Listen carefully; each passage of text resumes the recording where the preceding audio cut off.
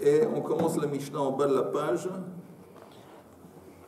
Amatznia les zera vele dogma vele refoua vehotzio b'shabbat chayav bekol shehu vekol adam ein chayav alav ela. À ce cours est dédié à la mémoire de Ishai Eliyahu ben Yohanan et d'autres personnes qui ont besoin d'être en aliyah d'Ishama. Amatznia les zera vele dogma vele refoua vehotzio b'shabbat chayav bekol shehu וכל אדם אין חייב עליו אלא כשיעורו. חזר והכניסו אינו חייב אלא כשיעורו. Je traduis la Mishnah. Quelqu'un qui matznia, c'est quoi matznia? Qui met de côté. Donc il met de côté des espèces de grains ou une espèce de plante. Merci, ou une espèce de plante. S'il a fait ça, j'ai dédié le cours. Si tu veux ajouter quelqu'un. Ah oui, bien sûr. Shimon ben Yitzhak, Yitzhak ben Shalom, Gabriel ben Mesod, Claude Chaim ben Elisha, et Yitzhak ben Kala. Rachel bat Alia. Ok. Alors, on avait dit, c'est quoi Matznia? Il met de côté des grains. Pourquoi? Ou les dogmas. C'est quoi les dogmas? Il veut montrer ça en tant qu'échantillon. Donc, c'est un genre de représentant. Comme un représentant, ou un client quelconque. Donc, il met ça de côté en tant qu'échantillon. Matznia, les zera. Les zera, c'est pas en échantillon, c'est pour planter. Les dogmas, c'est échantillon. Les refoua, il a mis ça de côté parce que ça a un effet médicinal. Vehotzio b'Shabbat. Après ce monsieur, il a fait sortir cette chose, le Shabbat. Chayav bekol shehu. Il devient fautif, il est transgressé. Bekol shehu. La moindre quantité. Pourquoi la moindre quantité? En dépit du fait que normalement, on a besoin pour ces choses une quantité un peu plus grande. Comme pour lui c'est important, ou en tant que l'isroa, ou en tant qu'échantillon, ou en tant que je ne sais pas quoi d'autre, refoua. Alors pour lui, comme pour lui, au niveau individuel, c'est important. Alors quand lui le sort, lui, il est fautif parce qu'il a fait sortir un truc important. Tandis que n'importe qui d'autre, le kol adam, ein chayav alav el ke shi'uro. Alors là, les autres personnes vont seulement transgresser à partir d'une mesure, une mesure objective qui est donnée pour les gens normaux, pour le truc normal et général.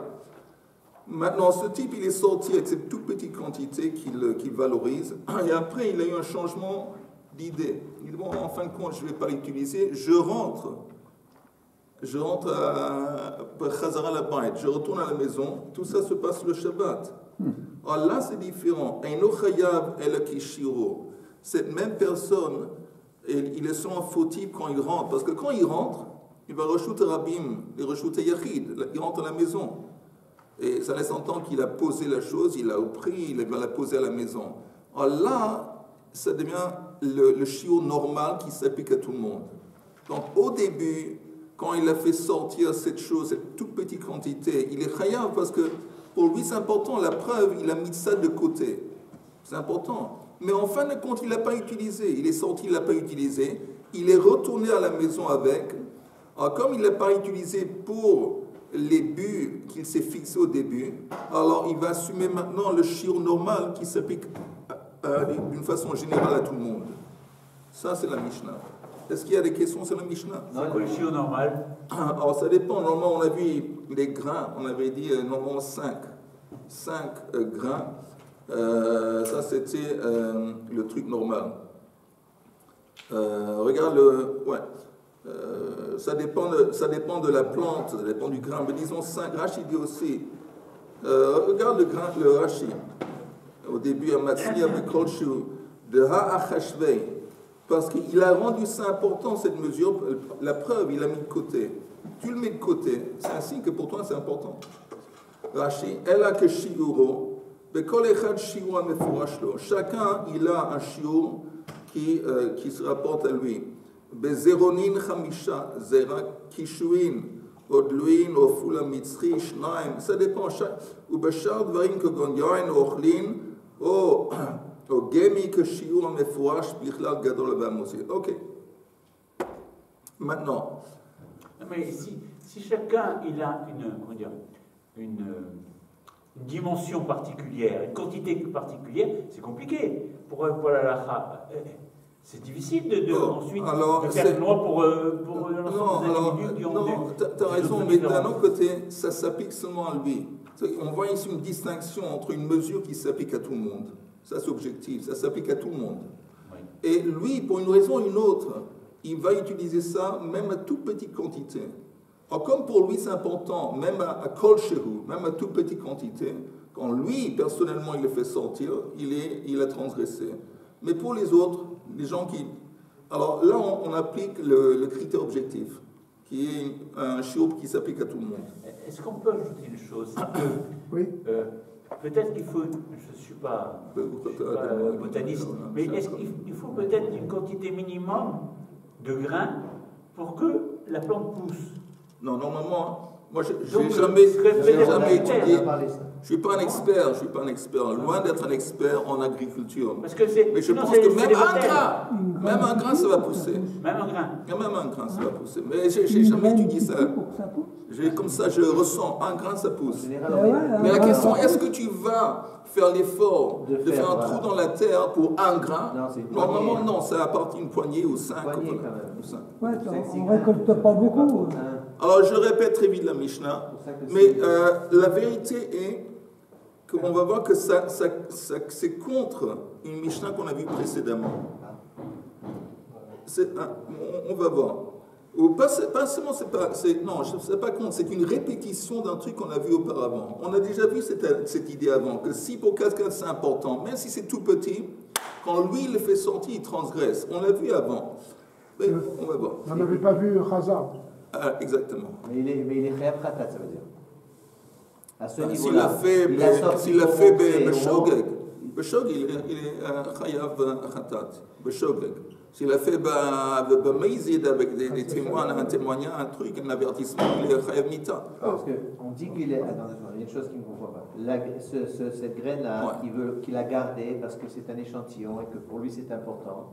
Par mégarde, il a sorti, il était dans sa poche. Mégarde, c'est Shogeg. Khatat. J'ai pas de problème. Moi non plus. Si quand il revient, alors, il sort avec, ça n'a aucune importance. Il n'est pas. Comme quand il est sorti, il n'a pas fait ce qu'il avait en tête. Il n'a pas utilisé pour le but qu'il s'est fixé, ni en tant qu'échantillon, ni en tant que refoua, ni en tant que. Alors quand il rentre, alors il va assumer à nouveau le critère objectif qui s'applique à tout le monde. Et donc, il est même khatat, il n'est pas transgresseur. Je répète la dernière fois la Mishnah, Hamatzniya le zera le dogma le refoua, veotzio beshabbat, chayav bekol shehu. Bekol adam ein chayav alav ela kashiuro. Chazar veichniso, eno chayav ela kashiuro. Gemara. La Gemara demande, lama lei le mitnei hamatzniya, litnei hamotzi. Les zera, les dogmas, les refoua, chayav bekol shehu. Bonne question. Pourquoi on parle du fait qu'il a matznia, il a préservé, il a mis de côté? La Mishnah n'a qu'à dire, il a fait sortir. Quelqu'un qui fait sortir tel et tel, ben, il transgresse. Pourquoi parler dans les termes de mettre de côté? La transgression, elle se fait quand? Elle se fait quand tu le fais sortir. Pour montrer que malgré la quantité, il a mis de côté, c'est important pour lui. Voilà, il a fait. On va voir ce que la Gemara répond. Amar Abaya hache b'ma eskinen que gona shehitzni'o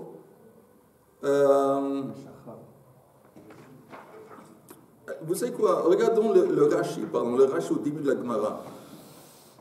Le Rashi sur la question litnei hamotzi zera bekol shehu chayav va'afal gav de lo atznei me'ikara lehachi. Même si il n'avait pas mis de côté pour ses buts, ça qu'on nécessite une mesure objective, shiura, haynu ta'ama kedamaran she'en adam toreach leotzi nima achat lezriya. Hilkach מוציא סתם פטור, עד שיהיה בו שיעור, אבל זה שהוציא נימה אחת לזריעה, בהדיא גלי דעתי דתרח ואחשווה. Rachid, maintenant, elle explique la Gemara. La Gemara dit pourquoi on a besoin de dire qu'il a mis de côté. Nous, pourquoi Chaim avait dit que parce que ça démontre pour lui, il le valorise. La preuve, il a mis de côté. Et les gens, normalement, ils ne vont pas faire sortir un grain pour semer un grain. Il va prendre un minimum, disons 5-6 grains. Mais si le type, il sort avec l'intention de faire tel ou de planter un grain, a l'intention d'utiliser ce morceau de plante en tant qu'échantillon, en tant que greffoir, ça veut dire, ça c'était le but qui s'est fixé. Donc je n'ai pas besoin de parler matznia. Si quelqu'un sort de la maison Stam c'est son but, son truc, ok, alors là, ça va selon l'importance. Alors l'importance, c'est un truc objectif, et si tu as préservé une petite quantité, c'est un truc personnel. Mais ici, il a eu un but. Le but, c'était de sortir pour utiliser ce truc en tant ou échantillon, ou zera, ou refoua. Alors là, on n'a pas besoin de parler de matznia. Alors, c'est pas ce qu'il y a écrit. Il y a deux phases. Premièrement, il met de côté ses grains ou... Ses graines. Non, il y a peut-être deux, je ne sais pas. Je ne sais pas où c'est qu'il y a marqué deux. C'est toi qui dis 7 graines. C'est possible que c'est un grain. Oui, c'est possible. Parce que c'est écrit dans la Mishnah Kolche, la moindre quantité. Bon, d'un côté, il met de côté parce que c'est important pour lui. Il y a une deuxième phase. Non, il met de côté parce qu'il veut le planter, il veut le... Comme tu as dit au début, il a une importance pour lui. Oui. Non, oui, parce que c'est pour le planter, pour le... Oui, échantillon et compagnie. Deuxième phase, il le sort le Shabbat. Oui. Il n'a pas écrit qu'il le sort pour planter pendant le Shabbat ou pour le... Il le sort, c'est quelque chose qu'il avait mis de côté. Oui, mais je vais te dire, comme il l'a mis de côté, le fait qu'auparavant il l'a mis de côté, ça rend à cette petite quantité, toute petite quantité, une importance. Après, l'étape numéro 2, quand il fait sortir ce truc de la maison, alors il sort quelque chose qui est important. Oui. Parce qu'il s'est fixé un but au début, parce qu'il a mis ça de côté. Ça, c'est la Mishnah. Mais la Gemara demande, ok, pourquoi on a besoin de parler du fait qu'il a mis ça de côté, ou matznia? Pourquoi parler de ça? C'est suffisant qu'il a dit de dire, il a fait ça sortir dans le but d'utiliser en tant qu'échantillon, en tant que médecine, Alors là, encore une fois, il est sorti dans le but de faire tel et tel, et donc même à partir de toute petite quantité, il est khaya. Ça, c'est la question que j'espère est claire pour tout le monde dans la Gemara. Alors la Gemara demande, lama le mitnei hamatznia litnei hamotzi, les zera, les dugma, les refoua khaya bekolshu. Amar Abaya, ici de quoi on parle, que gona shehitsnio beshachach lama hitsnio. C'est un type, c'est un chidouche qui nous enseigne la Mishnah. Il a mis de côté auparavant, avant des semaines, avant des mois. Il a oublié. Il a oublié pourquoi il a mis ça de côté. Et maintenant, il sort de la maison sans l'intention maintenant de l'utiliser en tant qu'échantillon de réforme de Zria. Comme tu as dit, il a pris un manteau et dans le manteau c'était dedans, je sais pas. Et Shachach lama itznio, vehashta kamapitle stam. Il le fait sortir de la maison stam, sans but, sans intention spécifique. On tourne en haut de la page suivante. Mais justement, la Mishnah nous dit qu'il est chayav. Regarde le chidouche, bouleversant. Mais il a oublié. Regarde, c'est incroyable. Ça va te... Mahou de Taïma, qu'est-ce que tu as pu penser? Batulei batla marshavato. Que, bon, l'idée qu'il avait en tête auparavant est maintenant annulée, c'est fini. C'était avant des semaines, il avait mis ça de côté pour ça. Des semaines plus tard, il a oublié, il ne fait pas sortir cette chose avec l'intention de l'utiliser pour ce but. On a pu penser que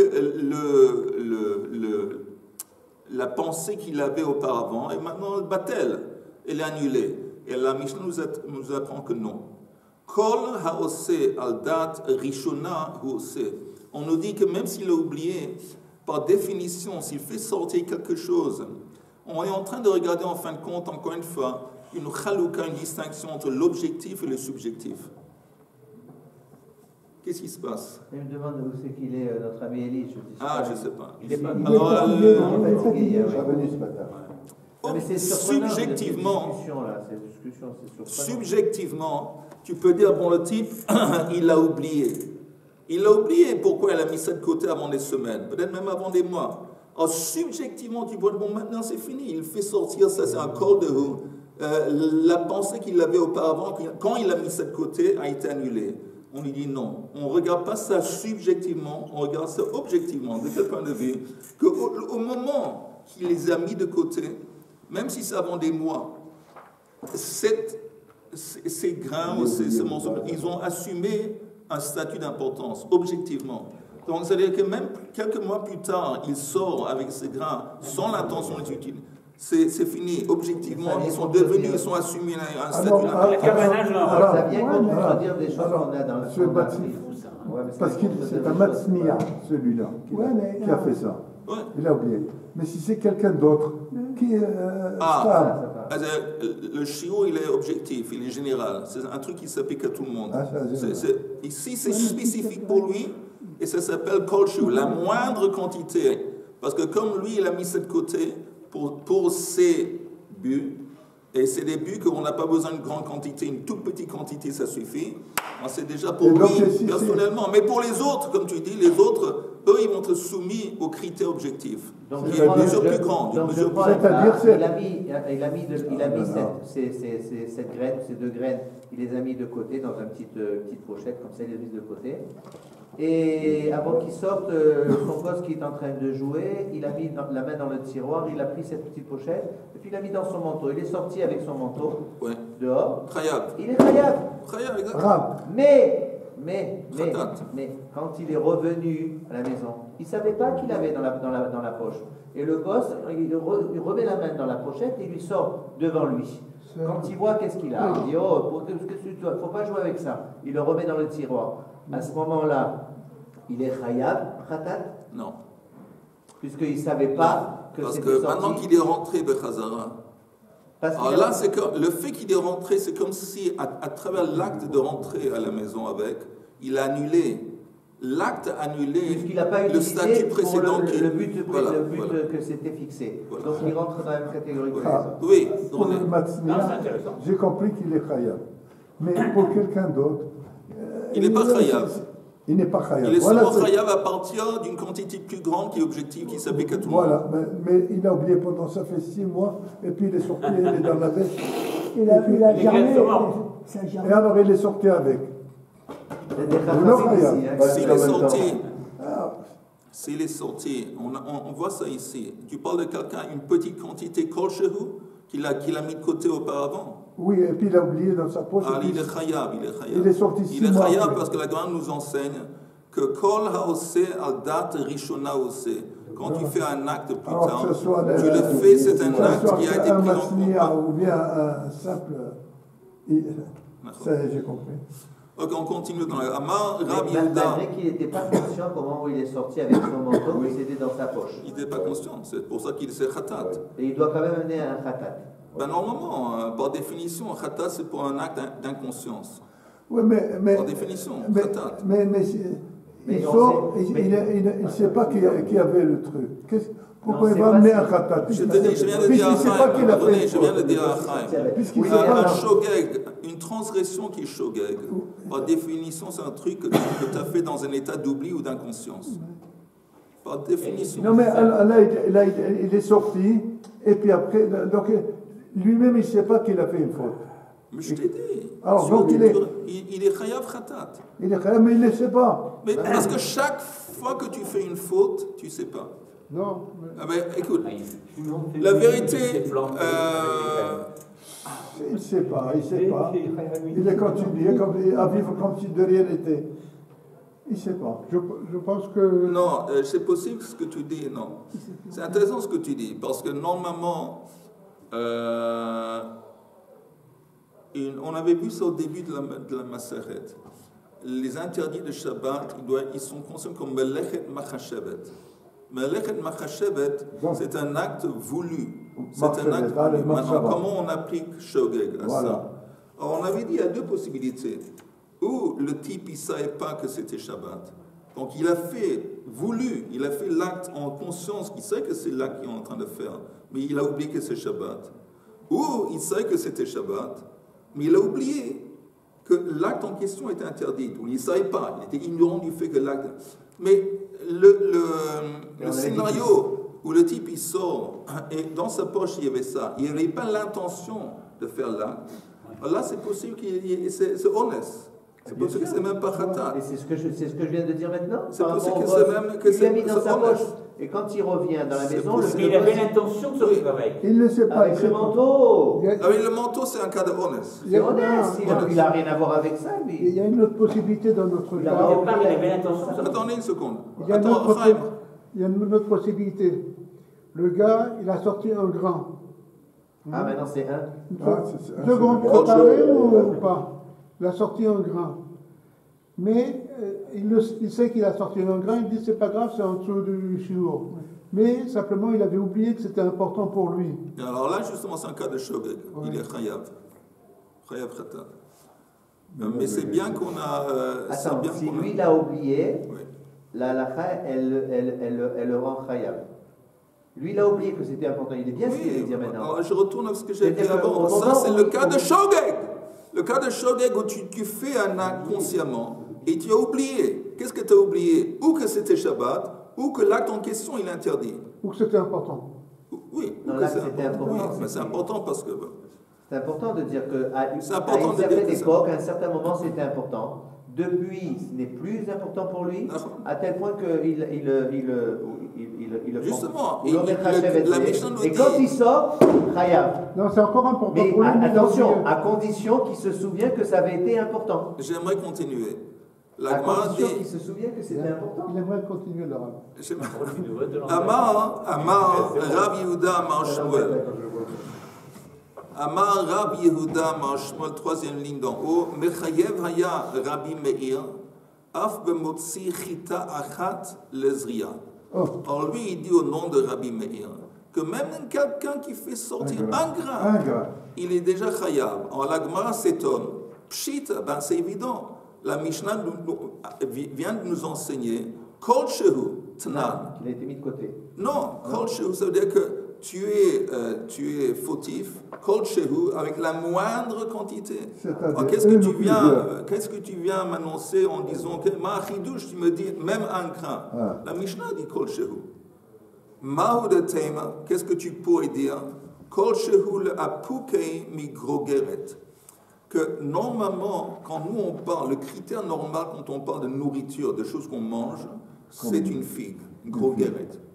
Une figue qui est sèche. Oui. Ça, c'est le shiur normal pour tout ce qui est ochel.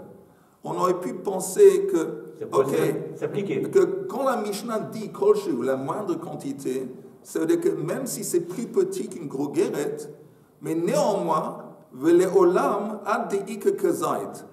Mais ça nécessiterait au moins la taille d'une olive. Une olive, c'est plus petit qu'une grogeret. Donc on aurait pu penser, quand la Mishnah dit kol shehu, la moindre quantité, je comprends que c'est même si c'est moins qu'une grogeret, mais au moins que ce soit la taille d'un zait. Comme mashmallah, donc c'est ça qu'ils nous enseignent que non. Attends une seconde. Que kol shehu, ça veut dire littéralement la plus petite quantité concevable, même un grain. Et laisse tomber, vas-y. Mais c'est pas un aliment ici. Il n'est pas consommable, il veut dire. Oui, c'est un grain qui est utilisé pour planter, pour faire des... Donc on ne peut pas comparer une grogeret ou un zaïd qui sont des aliments. Alors, comme c'est destiné à devenir une nourriture, on aurait pu penser que... La Mishnah dit, c'est peut-être pour ça qu'on te dit justement... Hein? La figue sèche, elle a passé le talir. L'olive, elle a passé son talir de maturité. La graine, elle n'a pas commencé. On peut pas dire... Il a raison, je suis d'accord. Elle a un potentiel. Depuis quand le potentiel c'est... Je sais pas. Alors, comment expliquer les différences? Alors, mon fils, il a 5 ans. Il a le potentiel d'être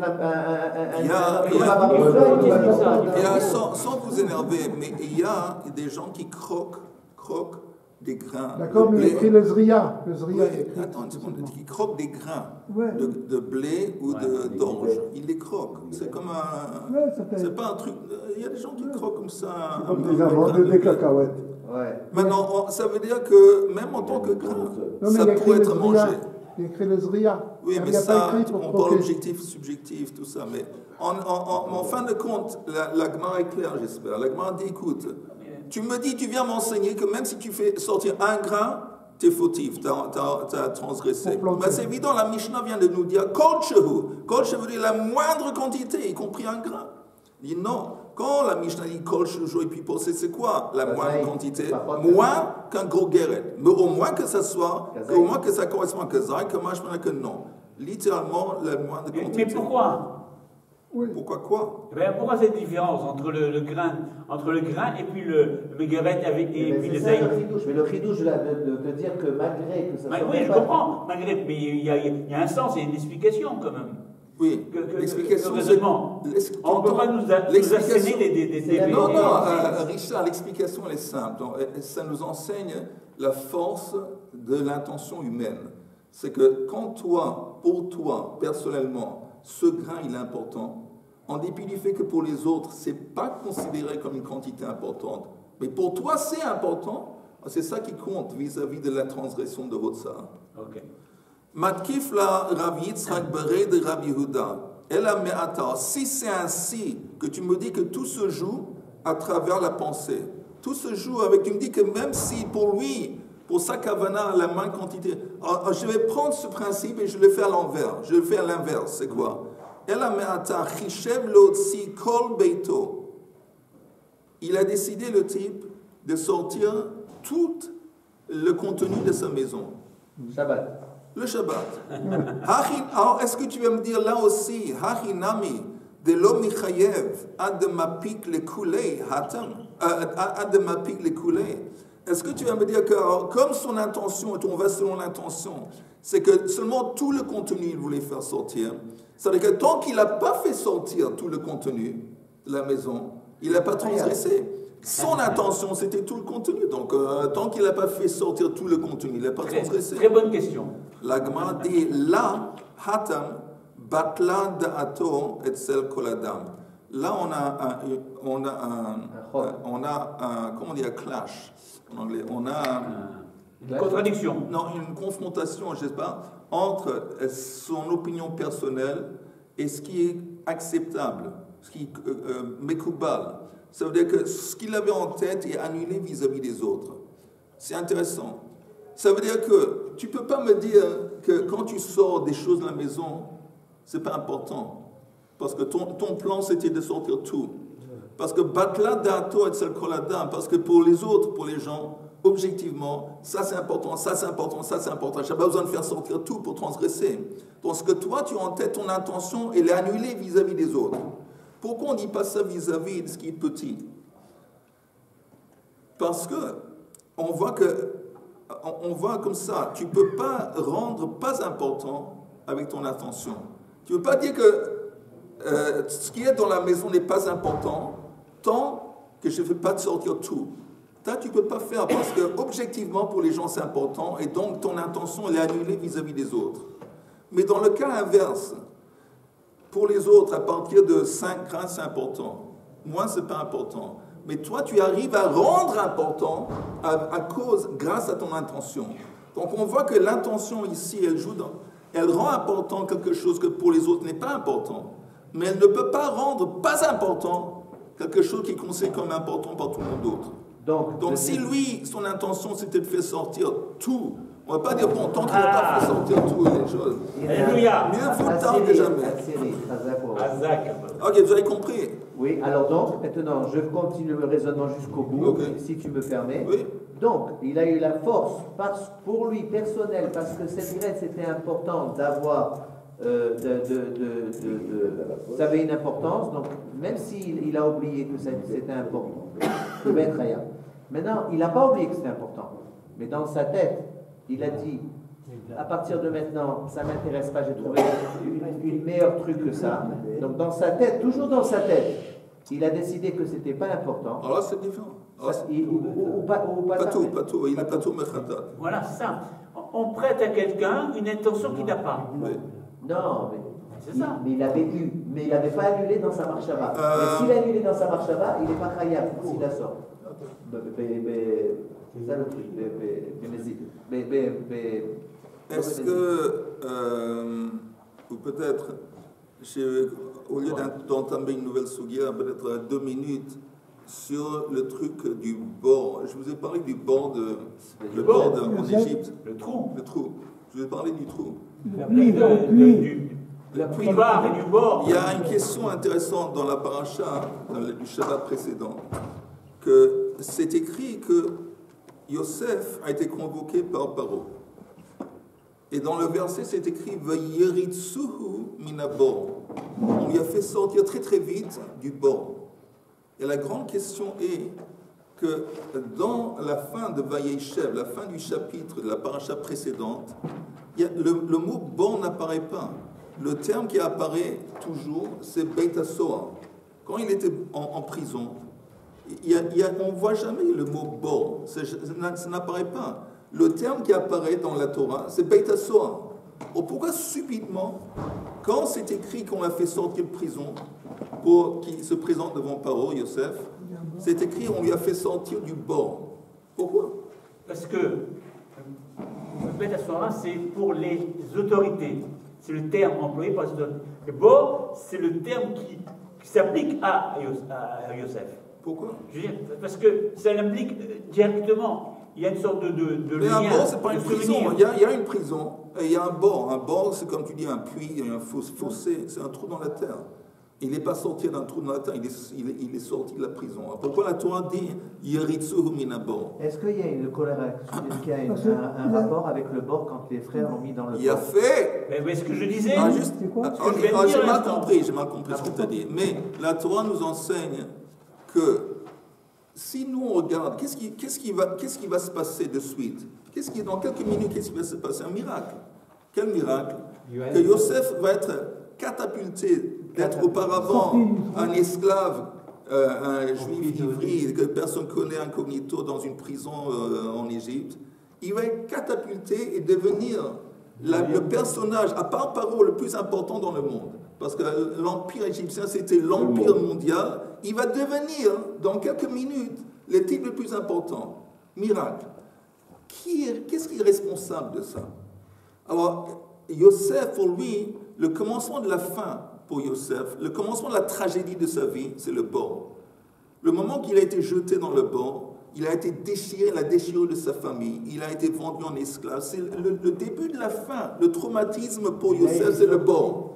La Torah nous dit, tu sais quoi? S'il n'avait pas été jeté dans le bord, il n'aurait pas été vendu en esclavage en Égypte. S'il n'avait pas été vendu en esclavage, il n'aurait pas été acheté, acquis par Potiphar. S'il n'avait pas été acquis par Potiphar, il ne serait pas embrouillé avec Madame Potiphar. Et s'il ne s'était pas embrouillé avec Madame Potiphar, il n'aurait pas été jeté en prison. Et s'il n'était pas en prison, il n'aurait jamais rencontré Sarah Ophim et Sarah Mashkin. Et c'est à cause de cette rencontre, justement, qu'il est devenu, qu'est-ce qu'il est devenu miraculeusement. La Torah nous dit, qu'est-ce qu'il nous dit? Hakol Tova. Ce fameux bord, que nous on conçoit ce bord, c'est un truc tragique, c'est un truc traumatique, c'est le traumatisme. C'est grâce au bord que maintenant Yosef va devenir le personnage le plus important dans le monde à part Paro. Et ça, pour nous, c'est très important parce que chacun dans notre vie, on a chacun parmi nous, il y a des étapes dans la vie qui sont considérées comme un bord. C'est des traumatismes ou des tragédies. Et nous, on a un principe, Kol David Rachmana, le Tava. Avide. Tout ce qu'Akadosh fait, c'est pour le bon, c'est pour le bien. Quelquefois, ce n'est pas évident, quelquefois, ça prend beaucoup de temps. Mais la leçon de ce passage de bord, c'est ça, qu'en fin de compte, tout, comment on dit, ultimately, en fin de compte, devient, c'est pour le tov, c'est pour le bien. Et on apprend ça de ce verset de bord. Messieurs, l'Inès, on reprend demain.